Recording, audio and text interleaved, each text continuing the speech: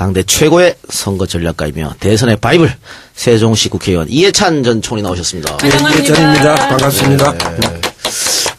우리 방송에 등장하신 게 팟캐스트를 포함해서 하여튼 일반 방송도 오랜만이셔서 그런지 등장하시고 나서 이후에 좀 화제가 된 것 같아요. 다른 방송에도 막 나가시고 그러시던데 어떻게 좀 반응이 좀 있었습니까? 이런 방송을 잘 안 하다가 예. 파파이즈 네. 거기 이제 나갔는데 거기서는 막 굉장히 폭발적으로 그래가지고 원래 한 번 하기로 했었는데 지난번에 두 번째 했고 4월 하순경하고 5월 초에 한 번씩 더 하기로. 반응이 너무 좋아서.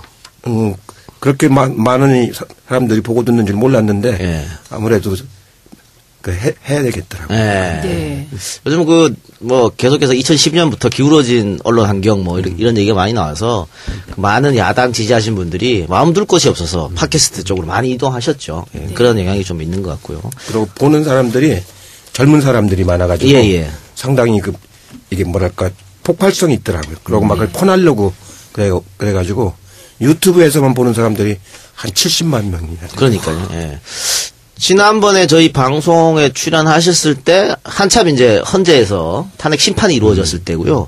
이제 시간이 지나서 그 이후에 탄핵이 인용되고 박근혜 전 대통령이 이제 구치소로 구속이 되는 그런 일이 벌어졌습니다. 어떻게 생각하십니까? 박근혜 대통령 헌정사상 최초로 탄핵까지 되고 구속까지 된 이 판결. 우리나라 대통령 중에서 구속까지 된 사람은 전두환하고 노태우 그리고 이제 박근혜잖아요. 앞에 두 사람은 박정희가 키운 정치군인들이고 박근혜는 그 딸인데 박정희가 관계된 사람은 다 구속돼요. 그러네요. 대통령만 되면은 아주 사필 규정입니다. 네, 사필 규정. 자, 당내 경선 과정에서는 철저하게 중립을 지키셨습니다. 누구 편 들지 않으셨는데 이번 당내 경선 전반적으로 총평을 한번 어떨까요? 예, 지금 214만 명이 참여를 했고 투표율이 76.6%. 그러니까 지난 12년하고 비교해 보면은 참여 숫자도 2배가 많습니다. 2배가 많고 그때는 투표 참여율이 56%였거든요. 그러니까 투표율도 20%가 많았고 그거 보면은 이제 참여하는 방식도 굉장히 다양해지고 또 참여율도 아주 높은 거 보면은 이번 대통령 선거에서는 정권 교체를 바라는 그런 마음이 그렇게 실려가지고 적극적으로 나서는 것 같아요. 그러니까. 최민희 의원님, SNS에 이해찬 의원 나온다고 공지했죠? 네, 제가 공지했습니다. 네, 특친들이 뭐라고 반응이 오던가요? 제가 올린 지 한 3, 4분 후에 바이블 달라는 거예요. 대선 승리의 바이블. 그리고 지금 언론들이 너무 우리를 흔드는데, 문 후보를 흔드는데 그거에 대한 대책도 좀 말씀해달라. 거기까지 제가 보고 들어왔습니다. 그래서 제가 여쭙는 건데요. 지금 각종 인터넷 게시판에 이런 글이 많아요. 아니 우리 해찬이 형은 언제 등장하는 거야 도대체 이러면서 빨리 등장하셔가지고 지금 이 어려운 걸 해쳐야지 이렇게 얘기하고 있는데 적극적으로 언제부터 나서실 것입니까? 지금 당에서 이제 선대위를 구성을 준비를 하고 있거든요. 예. 저도 참여시켜달라고 추 대표한테 아부를 떨었습니다. 네. 선대위 공식 발족하면서부터 제가 적극 참여를 할 예정입니다. 그러니까 12년도에 못하신 또 한을 또 풀어야 되니까. 12년도에는 내가 당대표였고 추미애 대표가 최고위원이었었는데 지금은 추미애 대표를 제가 모시고 거꾸로 이제 반대가 됐으니까 열심히 할 겁니다. 김현 의원은 지금 거리에서 이 의원 항상 보셨는데 어떤 면에서 이분을 이렇게 선거의 바이블이다, 전략가다 이렇게 부를까요? 그러니까 일단 수치가 밝으세요. 그래서 이제 여론조사 기관에서 여론조사를 발표하면 이제 데이터를 쭉 놓고 그것이 현재 수치에서 득표율까지 감안하고 그다음에 이제 총선과 대선의 차이, 그러니까 총선과 대선과 지방선거의 차이 이제 이런 것들을 비교 분석하는 게 금방 나와요. 예를 들면 저희가 수치를 벌써 분석하는 게 2시간 된다 그러면은 이쪽님 같은 경우는 딱 보고 그 자리에서 이 여론조사 결과는 이렇게 봐야 된다라는 게 나오고요. 두 번째는 작은 선거와 큰 선거를 공이 다 치렀기 때문에 그 속에서의 경험이 굉장히 뭐라고 그래야 되나 예측 가능한 경험. 그다음에 우리가 조심해야 될 지점.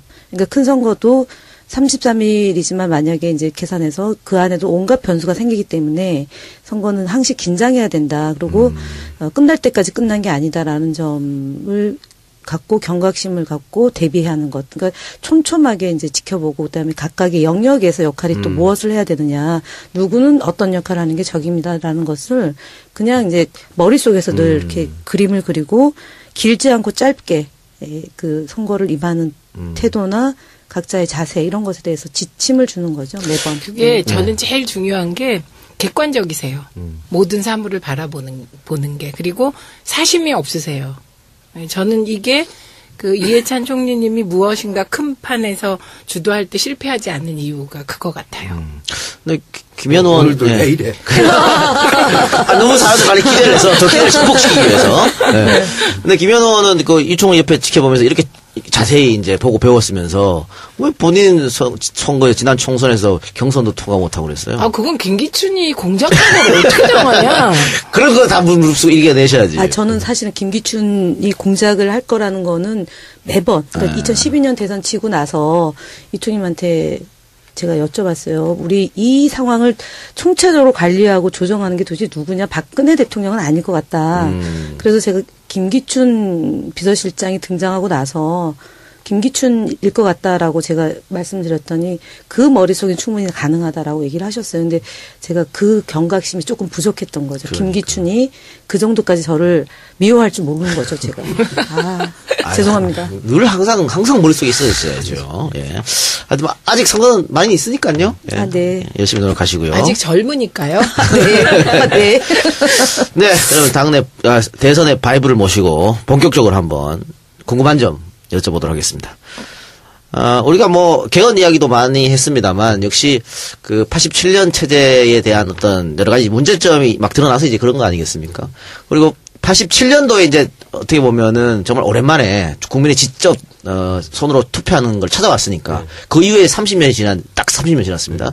이번 선거가 역대 다른 92, 97, 이 선거 다른 건 어떤 점이 있을까요? 그러니까 이제 처음에 87년 체제가 만들어져서 이제 구여권이 10년을 했지 않습니까? 노태우, 김영삼. 그러고 나서 이제 그 개혁 진보 진영이 김대중 노무현 10년을 하시고 그 다음에 이제 또 다시 보수 진영이 보수가 아니고 수구죠. 수구 진영이 이제 10년을 다 못하고 9년 만에 종을 쳤는데 요 체제까지가 60체제입니다. 전두환 때가 50체제고 87년부터 지금까지가 60체제죠. 그럼 내년에 이제 개헌을 하면은 개헌 이후는 70체제가 되는 거죠. 그러니까 올해가 있는 대선이 어떻게 보면 70체제를 준비하는 매우 중요한 대선이라고 볼 수가 있죠. 그러면 방금 이제 뭐 수구가 10년 했다, 또 진보가 10년 했다 이렇게 말씀하셨는데 뭐 민주당 문재인 후보가 대선에서 이긴 다음은 당연히 정권 교체겠죠. 그러면 국민의당 안철수가 이기면 정권 교체가 아니냐? 이런 인물 교체죠. 왜냐하면 지지자들이 새누리당 표를 얻어서 되겠다 그 얘기 아닙니까 지금. 자기 표로 되는 게 아니고 주로 이제 지지하는 사람들이 맞으면 바른정당하고 자유한국당 사람들 표를 얻어도 되겠다는 거 아닙니까? 그러니까 밭은 옛날 수구 세력 밭이고 사람만 바뀌는 거기 때문에 그건 인물 교체라고 봐야죠. 명쾌하세요. 그러니까, 탄핵 정국 들어서고 박근혜 국정농단 막 일어나고 이랬을 때는 이번 선거는 뭐 원사이드로 민주당이 이기지 않을까라는 또 추측, 예측이 많았습니다. 근데 시간이 흐르면 흐를수록 꼭 그렇지 않은 걸로 가는 것 같아요. 왜? 보수의 생존력이 어마어마한 것 같아요. 하긴 뭐 IMF가 터져도 억지로 이겼으니까. 그러니까 지난번에 얘기한 것처럼 마지막 단계에 와서는 항상 결집을 하는 거거든요. 큰 이게 블록으로 우리가 나눠져 있습니다. 우리나라 유권자를 보면은 이 수구 세력을 지지하는 블록 이게 거의 한 40% 가까이 됩니다. 그다음에 진보 진영을 지지하는 블록 이게 이제 한 30% 되고 나머지 30%가 이제 마저 왔다 갔다 하는 그런 이제 스윙 보터 이제 부분인데 그게 어느 쪽으로 가냐에 따라서 선거 결과가 달라지기 때문에 이 강구한 40%를 절대로 무시해서는 안 되는 거거든요. 지금은 그게 홍준표가 감이 안 되는 사람이 나오니까 그쪽으로 안 가고 있는 건데 웬만큼 감이 되는 사람이 나오면 오히려 유승민 후보가 바른정당에서 안 나오고 자유한국당에서 나왔으면 그쪽으로 많이 갈 가능성이 높았던 거죠. 그럼 우리 두 분께 여쭤볼게요. 지금 국민의당이라고 이제 다른 당을 차려서 나가신 분들 다 지난 국회 때 같이 의정활동 하신 분들이잖아요. 어떻게 보면은 한솥밥 먹던 식구들인데, 네. 그러니까 이념 차이가 그렇게 크지 않다. 이렇게 볼 수도 있는 거 아닐까요? 어떻게 생각하십니까? 그렇죠. 예를 들면 이제 외교통일 안보 분야가 어찌 보면은 보수 쪽의 분들하고 진보 개혁적인 분들하고 가장 대척점이 그 분야인데 사실은 안철수 후보가 얼마 전에 이제 개성공단이나 금강산 관광을 재개하는 것에 대해서 반대하는 입장을 피력했잖아요. 그러면은 박지원 대표는 그렇지 않은 입장이거든요. 그래서 제가 볼 때는 국민의당 안에서 그러니까 후보 시절에 이제 안철수 후보가 얘기했던 공약과 당의 공약이 불일치하는 지점이 생길 거다라고 보여지는데 어쨌든 저는 안철수 후보의 그 정책 검증이 이제 이후에 남아 있는 숙제라고 보고 기본적으로 이제 총리님 말씀하셨던 것처럼 이제 그 25에서 30%의 보수 진영의 아직 미결집 그다음에 그 안철수 후보가 컨벤션 효과로 인한 일시적 이제 거품 그리고 저희 이 문재인 후보의 탄탄한 이 38에서 41 그래서 40대 20대 30 이제 이런 구도라고 보면 안철수 후보가 뭐 지금 막 파죽지세라고 얘기하면서 국민의당이 뭐 이렇게 계속 연일 샴페인을 터뜨리는데 제가 볼 때는 그거는 뭐 조정 국면으로 들어가면 이제 15, 16일 날 후보 등록 기간이잖아요. 예. 그리고 홍준표, 유승민 이쪽에서 이제 치고 올라올 수 있기 때문에 저희가 조금 더 단단하게 대비를 해야 되는 거 아닌가 싶어요. 자, 최민희 의원 대답하시기 전에, 지금, 김현 의원이 안철수 컨벤션 효과를 얘기했어요. 그런데 후보 정해진 거 문재인 후보, 안철수 후보 며칠 차이 안 난다고요. 하루 차이죠. 그럼 왜 문재인 후보는 컨벤션 효과를 못 누렸는가? 라는 질문. 지금 이제 언론 환경을 좀 얘기를 해야 되는데요. 요새 막 양강구도 뭐 이런 조사가 많이 나오지 않습니까? 저는 그 대선 치르면서 이렇게 5명의 후보가 나와 있는데 벌써 양강구도 얘기하는 건 여론조사하는 건 처음 봤어요. 2012년도에 그 안철수 후보하고 문재인 후보가 그 단일화할 때 단일화 과정에서는 양강구도를 여론조사를 한 번도 해본 적이 없습니다. 맨 마지막에 단일화 끝날 무렵에 그때 한 번 처음으로 그 양강구도 여론조사를 해서 발표한 적이 있거든요. 근데 이번에는 각 당에 지금 경선 결과가 나오지도 않았는데 양강구도를 벌써 한 일주일 전부터 이렇게 보도를 해가지고 하는데 왜 그러냐면 이미 1, 2등 간의 격차가 너무 크기 때문에 그대로 보도가 나가면 선거가 끝나고 오는 거나 마찬가지잖아요. 예. 그래서 인위적으로 만든 효과라고. 모든 언론에서 안철수 띄우기를 해서 안철수 컨벤션 효과를 만들어냈다. 그렇게 만들어낸 이렇게, 거죠. 정리하고요. 자, 최민희 네, 의원. 저는 국민의당 안철수 후보가 네. 오늘 네. 그 사드 배치 빨리 해야 되고 그다음에 개성공단에 대해서도 기존 입장을 완전히 뒤집었어요. 그래서 일단 내일 모레쯤 되면 국민의당 내부에 정동영 의원이라든지 천정배 의원이라든지 그동안에 사드 반대를 확실하게 하시고 개성공단은 재개해야 된다고 주장하셨던 분들이 어떻게 하실지가 일단 좀 궁금해요. 그 내부에 균열이 일어날까 안 일어날까 예, 요거 궁금한 포인트로 보고 있고요.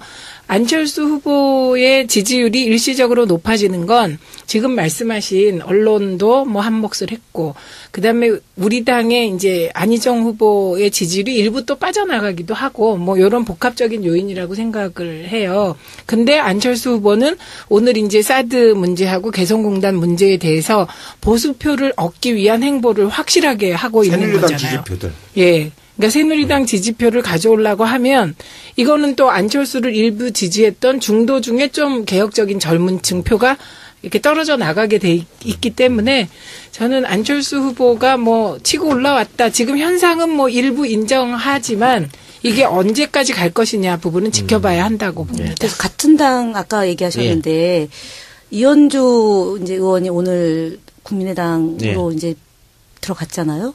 사실은 이현주 의원이 저희 더불어민주당의 초선 의원 중에 그러니까 전략공천으로 이제 초선이 됐고 그다음에 재선될 때는 경쟁을 아예 안 했어요. 단독으로 공천을 받았고 초선 의원 때 원내대변인을 아마 우리 당 여성 의원 중에 가장 오랫동안 여러 차례 했고 당 대변인도 그다음에 했죠.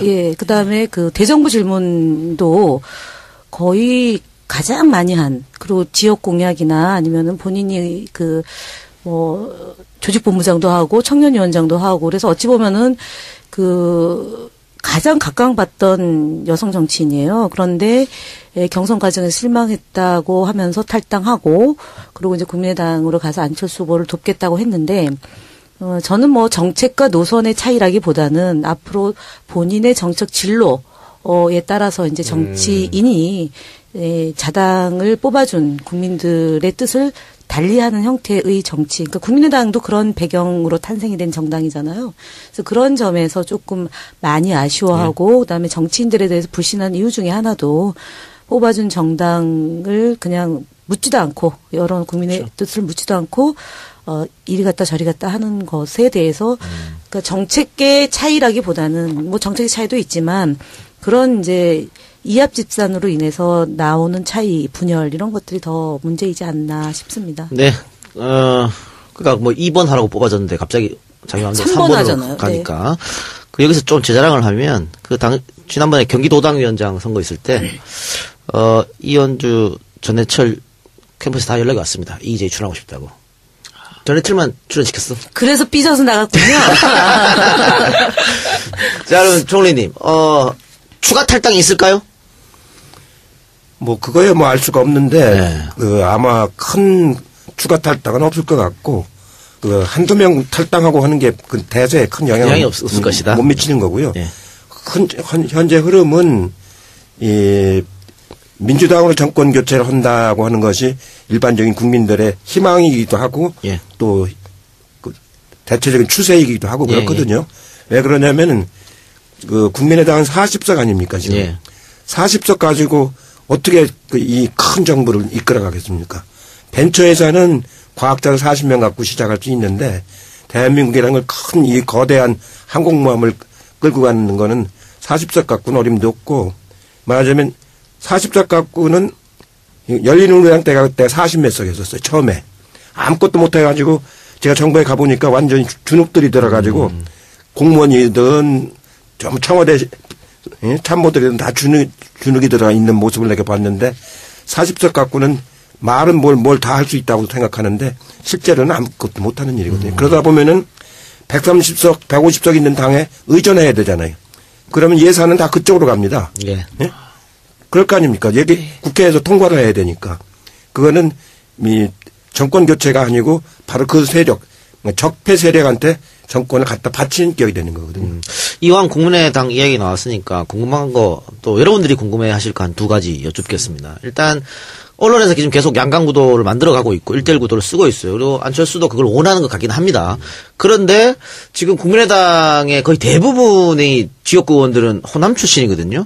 둘만 빼놓고 그렇죠. 호남이죠. 그러니까 이 사람들이 이 자유한국당 바른정당하고 과연 손을 잡을 수 있을까? 그럼 호남 지역구민들이 반발하지 않을까? 그걸 무릅쓰고 과연 할 수 있을까? 이게 궁금하고요. 또 두 번째는 그렇게 했을 때 그렇게 어떤 해갖고 1대1 구도를 만들었을 때 호남 분들이 안철수를 뽑아줄까 하는 점. 그 두 개가 궁금하거든요. 호남 분들은 지금 그렇게 새누리당하고 이렇게 단일화를 한다라든가 이렇게 내통을 해갖고 정권 교체되길 바라는 게 아니거든요. 그 세력을 물리치고 그리고 이제 국민의당하고 그 민주당하고 합쳐서 한다는 건 그분들 아주 쌍수를 들고 이제 환영을 하겠죠. 그렇기 때문에 정당한 방식으로 정권 교체가 돼야 된다고 보기 때문에 만약에 새누리당 표를 얻어서 하려고 하면 호남인들의 자존심이 상해가지고 많이 이탈할 겁니다. 이탈할 거고. 그러면 호남 지역구 의원들이 이게 뭐 합당은 하지 않을 거고 아마 후보 단일할 것 같은데 후보 단일에 찬성할까요? 국민의당 호남 지역구 의원들이? 아, 우리 당하고요? 아니요. 아니.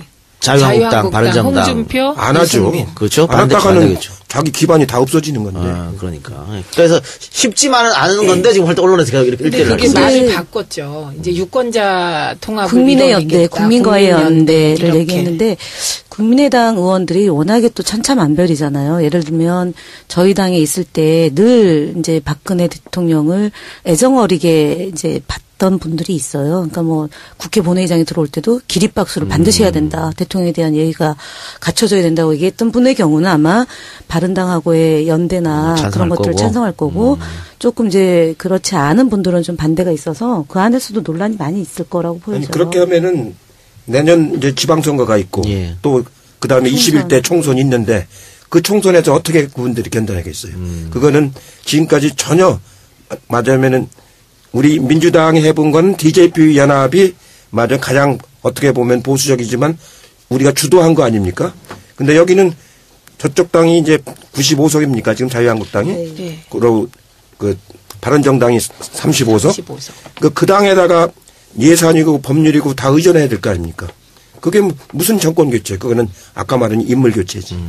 그러면은 이렇게 엽집죠. 선거에서는 아무래도 구도가 가장 중요하지 않습니까? 근데 방금 이렇게 우리가 얘기한 거는 그 1대1 구도는 좀 되게 어렵지 않느냐 이렇게 얘기를 했습니다. 또 다자 구도로 하면은 민주당이 아무래도 유리할 것 같은데 지금의 구도에서 변화가 없을까요? 지금 선거가 한 30여일 남았습니다. 이제 뭐 등록이 한 열흘밖에 안 남았는데 지금 모르지요. 이제 나중에 가서 그 유승민하고 그 홍준표는 그 합칠지도 모르겠는데 제가 보기에는 그분들은 이번에 당선되는 게 목적은 아닌 것 같고 당권? 이번에 나와가지고 이제 당을 주도해 나가는 차기를 이제 바라보고 당을 주도해 나가는 게 주목적인 것 같기 때문에 서로 양보를 안 할 것 같아요. 그 두 분조차도. 네. 그러니까 최소한도 4명 심상정 후보까지 하면 5명 오자 구도로 그 선거가 진행될 가능성이 아주 높다고 해야죠. 바른정당 같은 경우에는 그 돈 문제 때문이라도 양보하지 않겠냐라는 추측도 있던데요. 어떻게 보십니까? 돈은 뭐 그 상당히 들어가니까 등록금만 해도 5억이나 들어가고 다른 비용까지 합치면 뭐 수십억이 들어가죠. 근데 10%를 못 받으면 이제 보전을 못 받으니까 좀 어려움이 있을 텐데 그래도 유승민 후보도 자기도 재산이 좀 있고 그런 사람이 또 주변에 있는 사람들이 우리 야당하고는 좀 공이 하나 달라요. 공이. 두 개가 다르지 않아요? 우리는 만 원이면 뭐 거기는 최소한도 공이 하나 다른 사람들이기 때문에 그 돈 문제는 큰 건 아닐 겁니다. 그러니까 4월 9일 날 이제 선거 대선 자금을 각 당에 4월 수수된다면서 18일 날요. 4월 18일 날인데 더불어민주당이 124억이고 자유한국당이 119억 7천만 원, 국민의당이 86억 6천만 원, 바른정당이 63억 4천만 원, 정의당이 27억 6천만 원, 총 420억 원이 지원돼요. 근데 정의당의 이제 얘기를 들어보니 그냥 그 27억 범위 내에서 치르겠다. 그러니까 바른정당도 63억인데 63억 인건비로 나가는 거 빼고 그 규모를 맞춰가지고 최소 준비를 규모는 한다고 되기 그러더라고요. 때문에 네. 실현할 수 있어요. 그다음에 또 후원금을 거둘 수가 있기 때문에. 예, 알겠습니다. 그럼 대구 경북 지역에 저기 지방선거 준비하려면 자기 후보들이 있어야 되는 거죠, 뭐. 자, 그러면 광고 듣고 와서 이해찬 전 총리와 민주당으로의 정권 교체를 위한 다양한 이야기 나눠보도록 하겠습니다. 더불어민주당 공식 앱이 출시됐습니다. 설치만 해도 더불어민주당의 소식을 실시간으로 받아보실 수 있습니다. 더불어 시도당, 각급위원회의 소식도 선택해서 받아보실 수 있습니다. 기능을 업그레이드하여 경선, 대선 소식을 신속하게 제공할 예정이며 재미있는 이벤트도 준비 중이니 많은 관심과 홍보 부탁드립니다. 지금 구글과 앱스토어에서 더불어민주당을 검색해주세요. 네, 광고 듣고 왔습니다. 자, 우리가 목요일 날, 4월 6일 날 지금 녹음을 하고 있는데요. 어제, 오늘, 계속해서 야당 지지자들이 인터넷에서 지금 멘붕을 느끼고 있습니다. 네. 이게 무슨 일이야 막 불안해하고. 이게 아마 여론조사 때문인 것 같아요. 각종 지금 뭐, 여론조사 회사, 언론사에서 실시하는 여론조사가 지금과는 완전 다르게 지금 나오고 있고, 뭐, 다자구도에서도 그렇게 차이를 많이 내면서 문 후보가 이기지 못하고 있고, 양강구도로 하면 뭐 지는 것도 나오고 이러는데, 두 분은 왜 이런 여론조사 결과가 나온다고 보십니까? 일단 여론조사의 흐름은요. 여론조사 기관이 그 의도에 따라 일부 흐름을 바꿀 수 있는 몇 가지 코드가 있습니다. 그게 유무선 비율이에요, 첫째. 그래서 지금 걱정하시는 여론조사가 나오는 그 여론조사 보면 대개 유선이 40% 가까이 들어 있습니다. 그리고 무선이 60%예요. 근데 이건 흐름을 반영하지 못하거든요. 그래서 요런 여론조사 결과가 있고, 그 다음에 요런 안철수 상승 분위기를 이끈 내일신문 조사 같은 경우는 아예 무선은 들어가지 않았고요. 유선 40% 대 인터넷 앱 받아서 인터넷 조사를 했어요. 그래서 이 인터넷 앱 조사는 그 내일신문이 이제 의뢰한 디오피니언이라는 데서 이제 일정하게 그 패널들을 갖고 있어요. 그래서 그 패널들을 대상으로 앱을 다시 다운받아서 하도록 유도하는 거기 때문에 그쪽에서도 이거는 여론을 정확하게 반영하지 않을 수 있다. 이런 얘기를 한 거거든요. 네. 그래서 요게 이제 이번 여론조사가 들쭉날쭉한 이유고요. 그리고 지금 말씀하신 것 중에 이제 리얼미터가 있는데 그 리얼미터는 무선 90, 유선 10이에요. 그런데 오자구도를 똑같이 해도 유선 10, 무선 90으로 해도 오자구도 수치가 다른 경우가 있는데요. 그 이유는 설명을 하고 물어보는 거. 그리고 단순히 인물 대 인물을 놓고 물어보는 게 결과가 달라요. 네, 그래서 여론조사는 자체가? 네, 그래서 물론 뭐 이런 모든 여론조사 결과에도 뭐 우리 당 후보가 아주 높은 지지율이 유지되면 좋겠지만 여론조사는 얼마든지 수치가 바뀔 수 있기 때문에 그렇게 불안해하시지 말고 불안해하실 시간에 뭔가 우리 후보를 위해서 메시지 하나라도 더 퍼나르자 이걸 제안드립니다. 예. 사회자께서는 집 전화번호 아세요 지금? 전화 없습니다. 집 전화 없습니다. 그냥 예, 와이프하고 나오고 휴대전화만 있습니다. 그러니까 나도 우리 집 전화번호를 몰라요. 아, 있긴 있으시고요. 있긴 있어요. 근데 한 번도 전화를 써본 적은 없어요. 예, 그만큼 이제 그 우리나라 그 전화 보급률이 무선으로 90% 이상 이제 넘어가 있는 거거든요. 그래서 여론조사 할 적에도 최소한도 80%까지는 무선을 가지고 전화를 여론조사를 하고 나머지 한 20% 이하를 유선으로 해야 되는데 지금도 되게 거꾸로 이제 하는 경우도 있고 아주 하는데 되게 우리가 그 조사를 해보면은 무선을 10% 더 쓰면은 이 우리 쪽으로 진보 진영 쪽으로 여론 지지도가 한 3% 더 올라갑니다. 10%당 그러니까 60% 쓸 때하고 80%는 6% 차이가 나는 거거든요. 그 이제 그런 걸 그 여론조사는 많이 이렇게 해보면은 그걸 알 수가 있는데 그걸 그 언론사들이 이제 역으로 지금 거꾸로 이제 이용하고 있는 거죠. 그 여론조사 무용론이 사실은 많이 펴졌잖아요. 그러니까 지난 총선 때도 다 틀렸고 미국 대선도 다 틀렸고 영국 브렉시트도 다 틀렸고 이렇게 무용론에 불고 있지만 그래도 여론조사에 어떻게 지금 의지할 수밖에 없는 상황이어서 그런지 지금 야당 지지자신 분들이 많이 지금 속도 상황 갖고 불안해한 것 같아요. 그래서 그 총리님께서 어떻게 불안할 필요 없다라든가 좀. 여론조사를 싸구려 여론조사하니까 그렇게 되는 거예요. 지금 어떠냐면은. 저렴한 여론조사. 예, 저렴한 여론조사. 어떠냐면은 여론조사 회사가 여론조사 하는데 비용이 들어가지 않습니까? 그 신문사에다가 보도를 하잖아요. 그러니까 자기 돈으로 조사하고 신문사에다가 자료 제공 형식으로 하는 경우도 많이 있어요. 또 의뢰한 신문사가 돈을 주는 게 아니고 자기 회사 광고하려고. 네. 예, 그래서 이제 그렇게 저렴한 여론조사를 하는데 실제로 그 여론조사를 정확하게 하려면은 약 1,500명 정도의 샘플조사가 아니고 대면조사. 필드에 나가서 대면조사를 하고서 그 다음에 전화면접 조사를 추세를 판단하기 위해서 하면은 실제로 95% 맞추는 게 사실입니다. 근데 그 처음에 하는 그 대면조사, 현장조사를 안 하죠, 요즘 애들. 예. 그거 하려면 돈이 한 5천만 원 들어가거든요. 그걸 안 하니까 엉터리 조사들이 나오는 거거든요. 제가 제가 전문가인데 사회학과에서는 여론조사를 전문적으로 배우지 않습니까? 네. 반드시 그 현장에 나가서 대면조사를 한 것을 기초로 해서 나머지를 해야 되는 거예요. 그 어저께 RN서치 여론조사가 나왔는데요. 그 문재인 후보가 48.6%, 안철수 후보가 28.6%, 홍준표 후보가 10.2%, 심상정 후보가 4.2%, 유승민 후보가 2.2%. 근데 이게 이제 다섯 후보의 총합이 93.8%고 6.2%가 이제 응대를 안 한 거로 나오는데 이 여론조사 결과치는 사실은 최근에 흐름과 거의 비슷한데 네. 이 여론조사를 인용하는 언론은 거의 없었어요. 그러니까 종편 보도를 보면 대부분 이제 내일신문과하고 중앙일보하고 YTN 거 했는데 이 여론조사치가 어찌 보면은 가장 그러니까 소위 우리 지금 이번 대선을 보는 그러니까 유권자들이 진보 개혁적인 유권자가 한 60% 되고 사상 초유의 그러니까 나는 진보다 나는 개혁이다라고 얘기하는 분들이 60%가량 되고 그러니까 보수적이다라고 얘기하는 분들이 30 정도 되고 이제 뭐 부동층이 이제 10% 되는 건데 그거랑 근사하게 나오는 거죠. 그다음에 특히 안철수 후보가 현재는 뭐 보수당이나 자유당에서 일정 정도 지지를 받고 있지만 국민의당을 그러니까 호남을 기반으로 한 국민의당이 여당이라고 보지는 집권 여당이라고 보지는 않고 있기 때문에 28.6%가 기본적으로 안철수 15고 그다음에 저희 당에서 이제 일부 빠져나간 여론과 그 자유당과 바른당에서 조금 포함된 여론치를 보면은 거의 이게 이제 비슷한. 거기에 무선 90%입니까? 여기가 잠깐. 무선이 많겠죠. 네, 아무래도. 여기는 그렇게 그 RN서치가 그 보통 그 평균치로 하는 걸로 이렇게 알려져 있어요. 근데 네.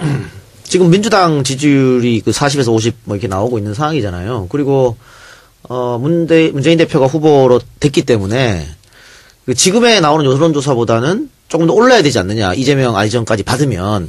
그런데 그것을 다 올고지 흡수를 못해서 지금 이렇게 힘든 거 아니야. 이런 분석도 있거든요. 이제 그걸 받는 데까지는 시간이 좀 걸립니다. 시간이 좀. 예. 어떤 이벤트가 끝나면은 그게 바로 그 다음 날에 반영되는 게 아니고 한 3, 4일 좀 지나서 이제 그게 반영이 되기 시작하거든요. 그러니까 이번 주말쯤 하는 조사에서 이제 그 결과가 어떻게 나오느냐 그게 이제 중요한 겁니다. 그러니까 그분들을 이재명, 안희정 뭐 이렇게 지지했던 분들이 결국은 다시 민주당 후보를 지지할 거라고 보십니까? 대개 90% 정도는 지지합니다. 이렇게 해보면은 대개 이제 막 반발하면은 승복하지 못하겠다 그러면은 한 70, 80%로 떨어지는데 그 후보자들이 흔쾌히 승복을 하고 함께하고 하면은 대개 90% 정도 이게 모아지거든요. 그래서 이탈표는 그렇게 많지는 않습니다.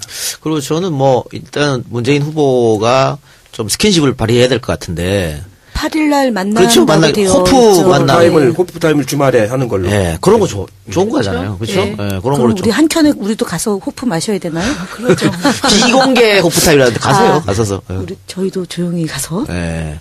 그런 스킨십 우리도 하는 걸 안희정 후보 좀. 좋아하잖아요. 네. 저는 안희정 후보 팬이죠. 솔직히 말씀드리면. 정몽준 후보하고 노무현 후보가 단일화가 됐잖아요.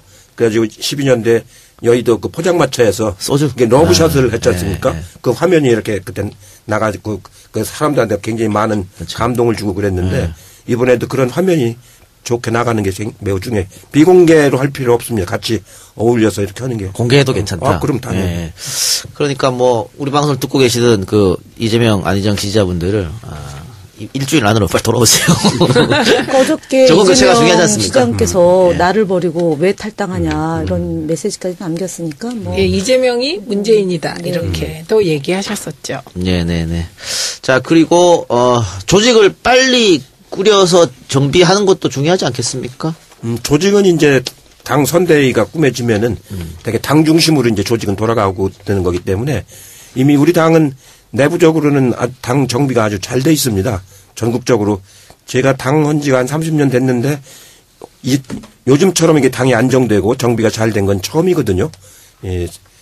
여의도에다 당사를 샀다라고 하는 건 기적입니다. 기적. 정말로. 그래.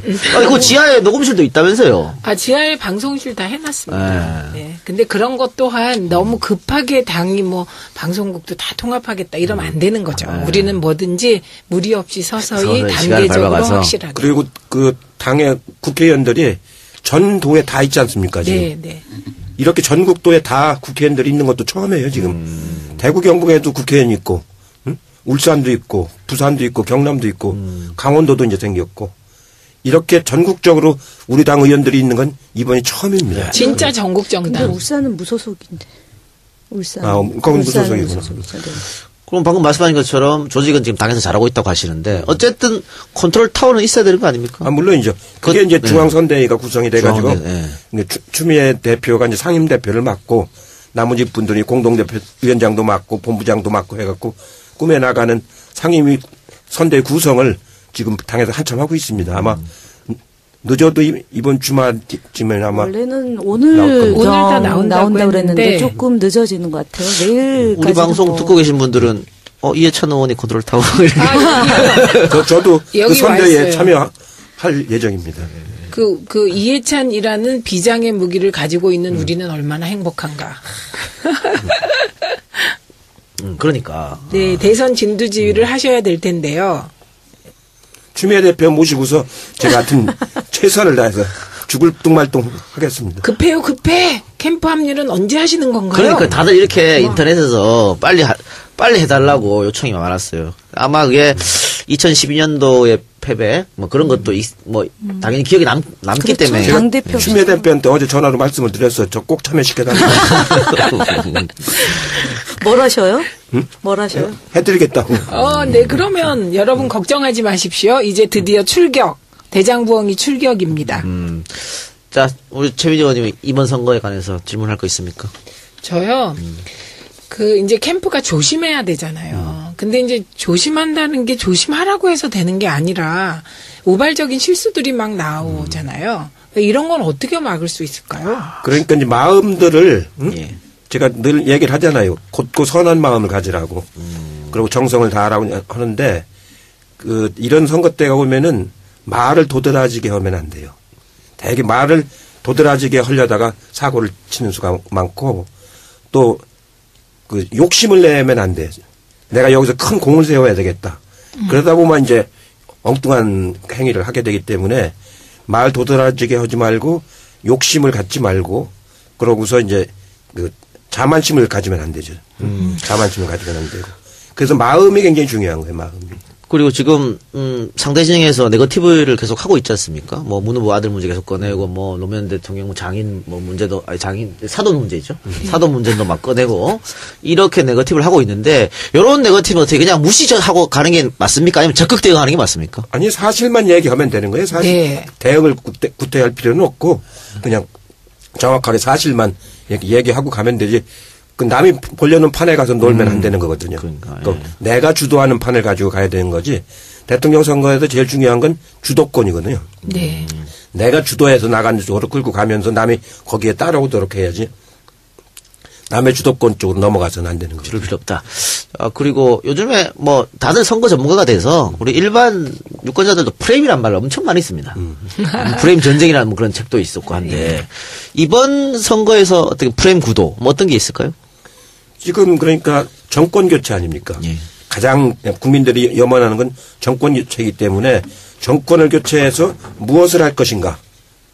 정권 교체만 한다고 되는 게 아니고 정권을 교체해서 무엇을 할 것인가 하는데 그게 이제 말하자면 언론 개혁, 재벌 개혁, 예. 정치 개혁, 정경유착 이런 것도 아닙니까?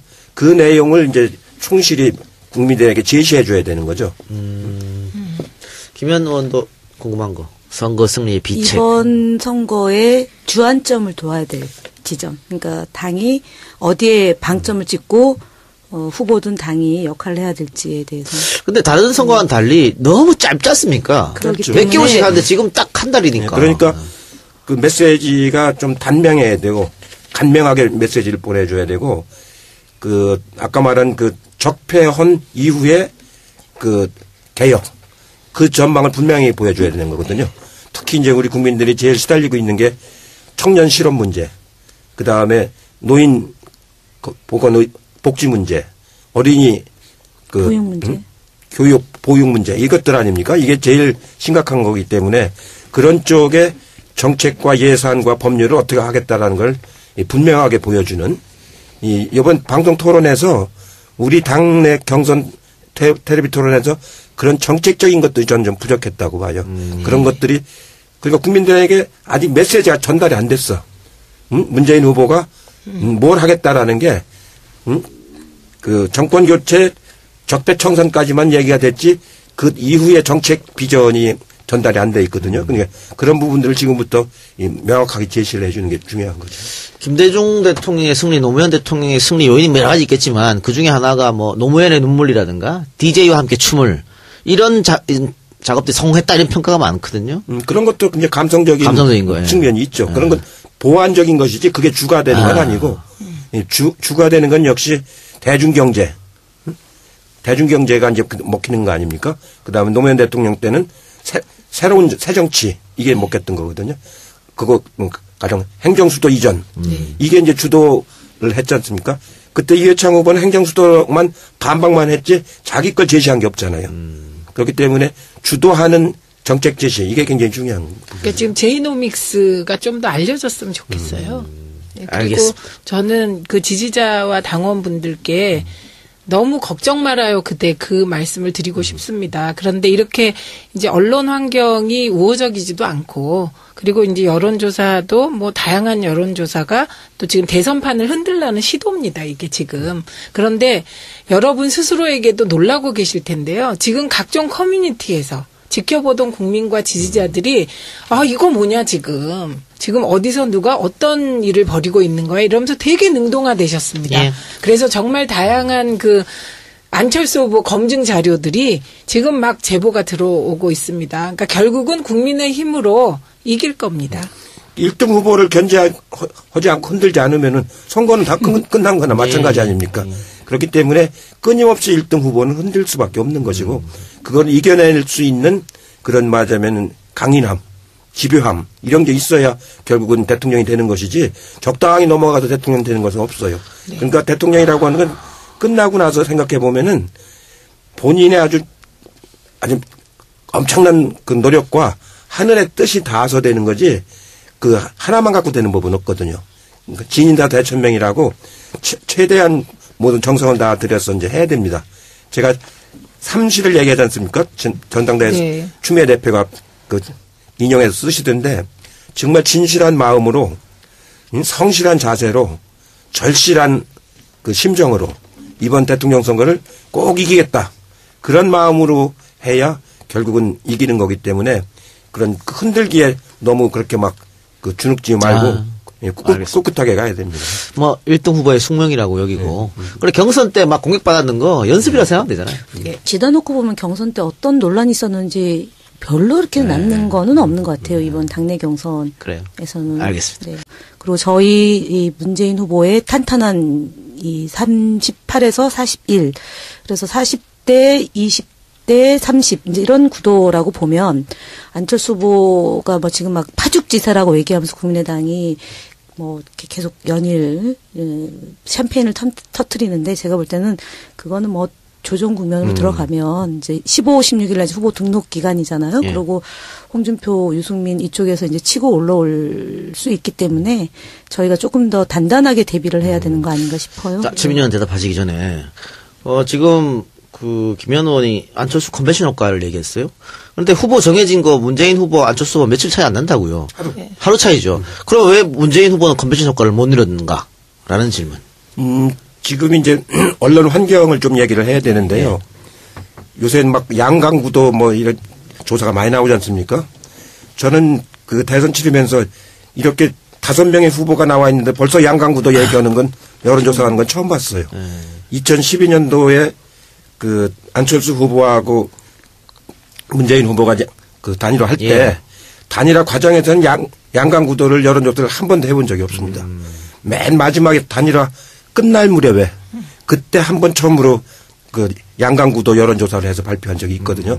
이번에는 각 당에 지금 경선 결과가 나오지도 않았는데 양강구도를 벌써 한 일주일 전부터 이렇게 보도를 해가지고 하는데 왜 그러냐면 이미 1, 2등 간의 격차가 너무 크기 때문에 그대로 보도가 나가면 선거가 끝나고 거나 마찬가지잖아요. 예. 그래서 인위적으로 만든 효과라고.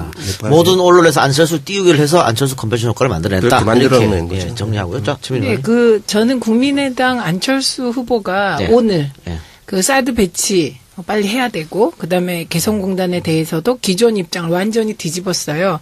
그래서 일단 내일 모레쯤 되면 국민의당 내부에 정동영 의원이라든지 천정배 의원이라든지 그동안의 사드 반대를 확실하게 하시고 개성공단은 재개해야 된다고 주장하셨던 분들이 어떻게 하실지가 일단 좀 궁금해요. 그 내부의 균열이 일어날까 안 일어날까 요거 궁금한 포인트로 보고 있고요. 안철수 후보의 지지율이 일시적으로 높아지는 건 지금 말씀하신 언론도 뭐 한 몫을 했고, 그 다음에 우리 당의 이제 안희정 후보의 지지율이 일부 또 빠져나가기도 하고, 뭐 이런 복합적인 요인이라고 생각을 해요. 근데 안철수 후보는 오늘 이제 사드 문제하고 개성공단 문제에 대해서 보수표를 얻기 위한 행보를 확실하게 하고 있는 새누리당 거잖아요. 지지표들. 예. 그러니까 새누리당 지지표를 가져오려고 하면 이거는 또 안철수를 일부 지지했던 중도 중에 좀 개혁적인 젊은 층표가 이렇게 떨어져 나가게 돼 있기 때문에 저는 안철수 후보가 뭐 치고 올라왔다. 지금 현상은 뭐 일부 인정하지만 이게 언제까지 갈 것이냐 부분은 지켜봐야 한다고 봅니다. 그래서 같은 당 아까 얘기하셨는데 이현주 이제 의원이 오늘 국민의당으로 이제 들어갔잖아요. 사실은 이현주 의원이 저희 더불어민주당의 초선 의원 중에 그러니까 전략공천으로 이제 초선이 됐고 그다음에 재선될 때는 경쟁을 아예 안 했어요. 단독으로 공천을 받았고 초선 의원 때 원내대변인을 아마 우리 당 여성 의원 중에 가장 오랫동안 여러 차례 했고 당 대변인도 그다음에 했죠. 그다음에 그 대정부 질문도 거의 가장 많이 한 그리고 지역 공약이나 아니면은 본인이 조직본부장도 하고 청년위원장도 하고 그래서 어찌 보면은 가장 각광받던 여성 정치인이에요. 그런데 경선 과정에서 실망했다고 하면서 탈당하고 그리고 이제 국민의당으로 가서 안철수 후보를 돕겠다고 했는데 저는 뭐 정책과 노선의 차이라기보다는 앞으로 본인의 정책 진로에 따라서 이제 정치인이 자당을 뽑아준 국민들의 뜻을 달리하는 형태의 정치. 그러니까 국민의당도 그런 배경으로 탄생이 된 정당이잖아요. 그래서 그런 점에서 조금 많이 아쉬워하고 그다음에 정치인들에 대해서 불신한 이유 중에 하나도 뽑아준 정당을 그냥 묻지도 않고 여러 국민의 뜻을 묻지도 않고 이리 갔다 저리 갔다 하는 것에 대해서 그러니까 정책의 차이라기보다는 뭐 정책의 차이도 있지만 그런 이제 이합집산으로 인해서 나오는 차이, 분열 이런 것들이 더 문제이지 않나 싶습니다. 네. 그러니까 뭐 2번 하라고 뽑아졌는데 갑자기 자기 마음대로 3번 3번으로 하잖아요. 가니까 여기서 좀 제 자랑을 하면 지난번에 경기도당위원장 선거 있을 때 이현주 전해철 캠퍼스 다 연락이 왔습니다. 이제 출연하고 싶다고. 전해철만 출연시켰어. 그래서 삐져서 나갔군요. 자, 그럼 총리님, 추가 탈당이 있을까요?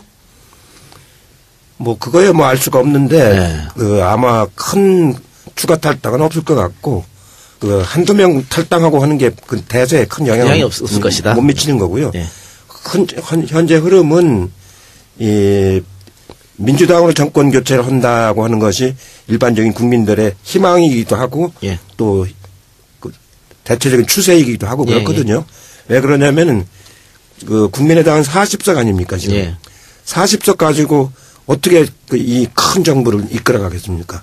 벤처회사는 과학자를 40명 갖고 시작할 수 있는데 대한민국이라는 걸 큰 이 거대한 항공모함을 끌고 가는 거는 40석 갖고는 어림도 없고 말하자면 40석 갖고는 열린우리당 때가 그때 40몇 석이었어요. 처음에. 아무것도 못해가지고 제가 정부에 가보니까 완전히 주눅들이 들어가지고 공무원이든 좀 청와대 참모들이든 다 주눅이 들어가 있는 모습을 내가 봤는데 40석 갖고는 말은 뭘 다 할 수 있다고 생각하는데 실제로는 아무것도 못하는 일이거든요. 그러다 보면은 130석, 150석 있는 당에 의존해야 되잖아요. 그러면 예산은 다 그쪽으로 갑니다. 예? 그럴 거 아닙니까? 여기 국회에서 통과를 해야 되니까. 그거는 정권 교체가 아니고 바로 그 세력, 적폐 세력한테 정권을 갖다 바치는 격이 되는 거거든요. 이왕 국민의당 이야기 나왔으니까 궁금한 거 또 여러분들이 궁금해 하실 거 한 두 가지 여쭙겠습니다. 일단 언론에서 지금 계속 양강 구도를 만들어가고 있고 1대1 구도를 쓰고 있어요. 그리고 안철수도 그걸 원하는 것 같긴 합니다. 그런데 지금 국민의당의 거의 대부분의 지역구 의원들은 호남 출신이거든요. 둘만 빼놓고 그렇죠. 호남이죠. 그러니까 이 사람들이 이 자유한국당, 바른정당하고 과연 손을 잡을 수 있을까? 그럼 호남 지역구민들이 반발하지 않을까? 그걸 무릅쓰 과연 할 수 있을까? 이게 궁금하고요. 또 두 번째는 그렇게 했을 때, 그렇게 어떻게 해갖고 1대1 구도를 만들었을 때 호남 분 12년대는 내가 당대표였고 추미애 대표가 최고위원이었었는데 지금은 추미애 대표를 제가 모시고 거꾸로 이제 반대가 됐으니까 열심히 할 겁니다.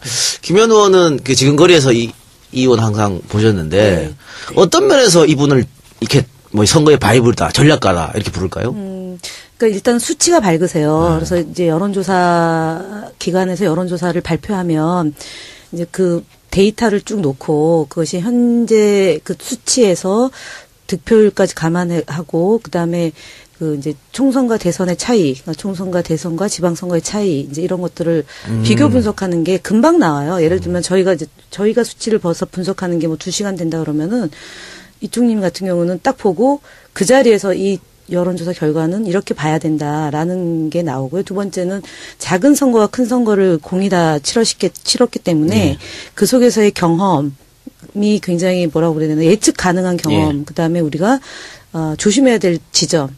그러니까 큰 선거도 33일이지만 만약에 이제 계산해서 그 안에도 온갖 변수가 생기기 때문에 선거는 항시 긴장해야 된다. 그리고 끝날 때까지 끝난 게 아니다라는 점을 갖고 경각심을 갖고 대비하는 것. 그러니까 촘촘하게 이제 지켜보고 그다음에 각각의 영역에서 역할이 또 무엇을 해야 되느냐. 누구는 어떤 역할을 하는 게 적입니다라는 것을 그냥 이제 머릿속에서 늘 이렇게 그림을 그리고 길지 않고 짧게 그 선거를 임하는 태도나 각자의 자세 이런 것에 대해서 지침을 주는 거죠. 매번. 그게 저는 제일 중요한 게 객관적이세요. 모든 사물을 보는 게. 그리고 사심이 없으세요. 저는 이게 그 이해찬 총리님이 무엇인가 큰 판에서 주도할 때 실패하지 않는 이유가 그거 같아요. 근데 김현 의원 오늘도 왜 이래? 너무 사람들 많이 기대를 해서 저 기대를 증폭시키기 위해서. 네.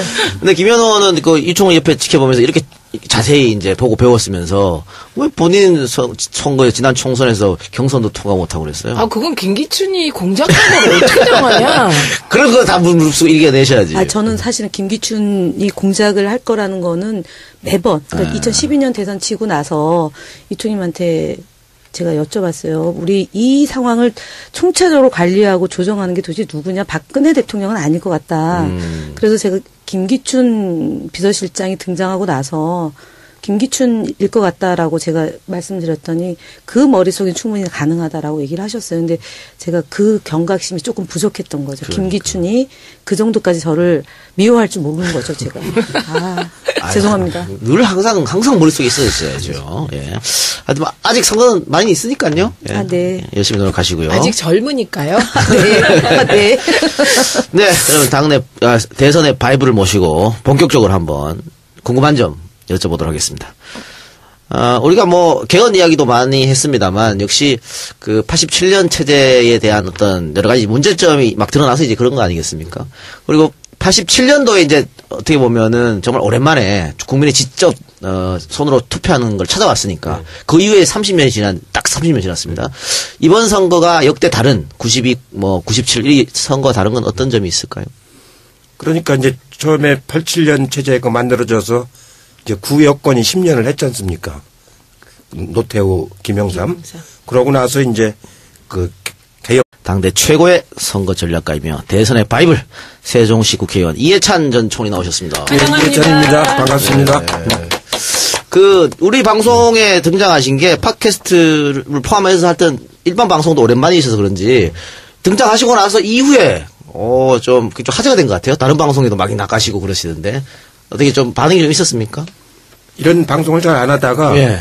파파이스 네. 거기 이제 나갔는데 거기서 막 굉장히 폭발적으로 그래가지고 원래 한 번 하기로 했었는데 지난번에 두 번째 했고 4월 하순경하고 5월 초에 한 번씩 더 하기로. 반응이 너무 좋아서. 그렇게 많은 사람들이 보고 듣는 줄 몰랐는데 예. 아무래도 해야 되겠더라고요. 네. 네.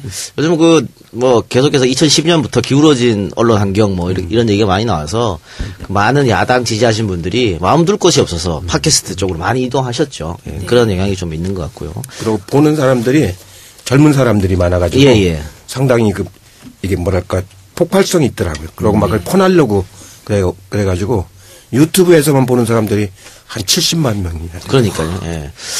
지난번에 저희 방송에 출연하셨을 때 한참 이제 헌재에서 탄핵 심판이 이루어졌을 때고요.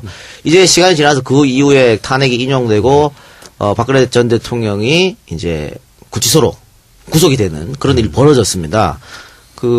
어떻게 생각하십니까? 박근혜 대통령 헌정사상 최초로 탄핵까지 되고 구속까지 된 이 판결. 우리나라 대통령 중에서 구속까지 된 사람은 전두환하고 노태우 그리고 이제 박근혜잖아요.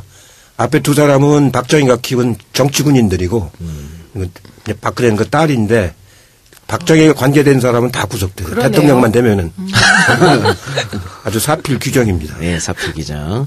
자, 당내 경선 과정에서는 철저하게 중립을 지키셨습니다. 누구 편 들지 않으셨는데 이번 당내 경선 전반적으로 총평을 한다면 어떨까요? 예, 지금 214만 명이 참여를 했고 투표율이 76.6%. 그러니까 지난 12년하고 비교해 보면은 참여 숫자도 2배가 많습니다. 2배가 많고 그때는 투표 참여율이 56%였거든요. 그러니까 투표율도 20%가 많았고 그거 보면은 이제 참여하는 방식도 굉장히 다양해지고 또 참여율도 아주 높은 거 보면은 이번 그 대통령 선거에서는 정권 교체를 바라는 그런 마음이 그렇게 실려가지고 적극적으로 나서는 것 같아요. 그러니까. 최민희 의원님, SNS에 그 이해찬 의원 나온다고 공지했죠? 네, 제가 공지했습니다. 예. 그 특친들이 뭐라고 반응이 오던가요? 일단 제가 올린 지 한 3, 4분 후에 그 바이블 달라는 거예요. 대선 승리의 바이블. 그리고 지금 언론들이 너무 우리를 흔드는데 문 후보를 흔드는데 그거에 대한 대책도 좀 말씀해 달라. 거기까지 제가 보고 들어왔습니다. 그래서 제가 여쭙는 건데요. 지금 각종 인터넷 게시판에 이런 글이 많아요. 아니 우리 저기 해찬이 형은 언제 등장하는 거야 도대체 이러면서 빨리 등장하셔가지고 지금 이 어려운 걸 해쳐야지 이렇게 얘기하고 있는데 적극적으로 언제부터 나서실 것입니까? 지금 당에서 이제 선대위를 구성을 준비를 하고 있거든요. 예. 저도 참여시켜달라고 추 대표한테 아부를 떨었습니다. 네. 그 선대위 그 공식 발족하면서부터 제가 적극 참여를 할 예정입니다. 그러니까 12년도에 그 못하신 또 한을 또 풀어야 되니까. 진보 진영이 김대중 노무현 10년을 하시고 그 다음에 이제 또 다시 보수 진영이 예. 보수가 아니고 그냥 수구죠. 수구 예, 진영이 예. 이제 10년을 다 못하고 9년 만에 종을 쳤는데 요 체제까지가 60체제입니다. 예. 전두환 때가 50체제고 87년부터 지금까지가 60체제죠. 그럼 내년에 이제 개헌을 하면은 개헌 이후는 70체제가 되는 거죠. 그러니까 올해가 있는 대선이 어떻게 보면 70체제를 준비하는 매우 중요한 대선이라고 볼 수가 있죠. 그러면 방금 이제 뭐 수구가 10년 했다, 또 진보가 10년 했다 이렇게 말씀하셨는데 뭐 민주당 문재인 후보가 대선에서 이긴 다음은 당연히 정권 교체겠죠.